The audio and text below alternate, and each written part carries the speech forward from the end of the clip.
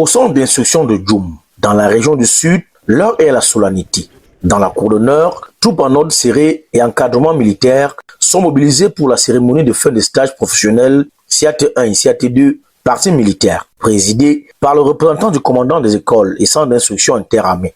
Le colonel Jean Abanemboum, chef d'état-major du commissariat, représente le général de division Philippe Mpaye.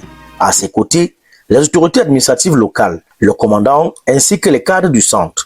Après 50 jours de formation intensive, 613 stagiaires arrivent au terme de ce stage professionnel dans sa partie militaire. Objectif atteint, l'obtention du certificat d'aptitude technique des niveaux 1 et 2, une étape clé dans leur parcours au sein des forces de défense. C'est ce stage qui permet à ceux qui ont eu les diplômes civils et les diplômes techniques, même dans les autres établissements militaires, d'obtenir l'équivalence.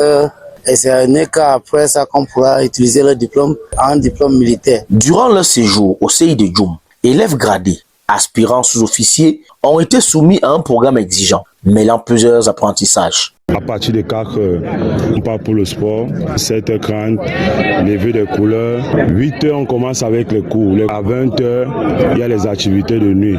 Exercices de tir, de topographie, manœuvres sur le terrain et aguerrissement ont constitué le socle de cette formation. Particulièrement, on travaille sur l'entraînement physique, technique, intellectuel. Beaucoup plus la discipline et la discipline. Le lieutenant-colonel Ernesto Tia, commandant du centre d'instruction de Djoum, s'est dit satisfait de ces résultats qui témoignent du sérieux, de l'encadrement et de la qualité du stage. Je ne crois pas, mais je suis confiant qu'ils ont atteint les objectifs et comme ils retournent, ils vont rendre satisfaction à leurs différents chefs en accomplissant leurs différentes tâches. La cérémonie marquée par la remise des diplômes s'est achevée par un défilé militaire sous le commandement du capitaine Joachim Galampila, exécuté avec rigueur, discipline et cohésion. Les désormais certifiés sont prêts à mettre en pratique les connaissances acquises ici dans leurs unités respectives.